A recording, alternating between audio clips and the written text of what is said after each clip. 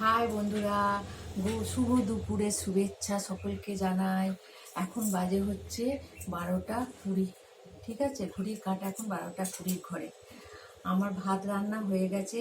সকালবেলার এক প্রকার রান্না হয়ে গেছে, সকালবেলা ছেলে খেয়ে বেরোলো, ভাত আলু সেদ্ধ ডিম ভাজা এসব করে দিলাম। আর তারপরে আবার জল খাবার হলো, বাবাকে আজকে মুড়ি দিয়েছি, মুড়ি আর আলুর তরকারি বাবাকে দিয়ে দিলাম। তোমাদের দাদাভাইয়ের বাড়িতে রয়েছে, ও একটু বেরোলো। আর এবার আমি আবার দুপুরে রান্না নিয়ে বসেছি। এই দেখো, করবো বাঁধাকপির তরকারি করব, আর এই যে করলা আলু দিয়ে আর বড়ি দিয়ে একটা চচ্চড়ি মতন করবো, আর একটু ডাল করব, আর ডিমের কারি করব। এই হচ্ছে আজকের মেনু।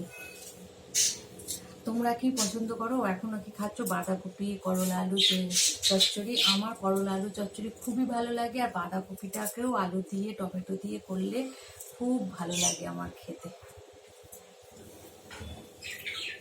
সকাল থেকে এক পোস্ত রান্না হয়ে গেছে, আবার এই এক পোস্ত, আবার রাতে এক পোস্ত, 3-4বার রান্নাই করতে লাগে। মেয়েদের অর্ধেকটা সময় রান্নাঘরেতেই কেটে যায়। বাই বন্ধুরা, আমি আবার রান্না কাজকর্ম শুরু করে দিই। ঠিক আছে, তোমরাও তোমাদের কাজ করো, আবার পরে দেখা হবে।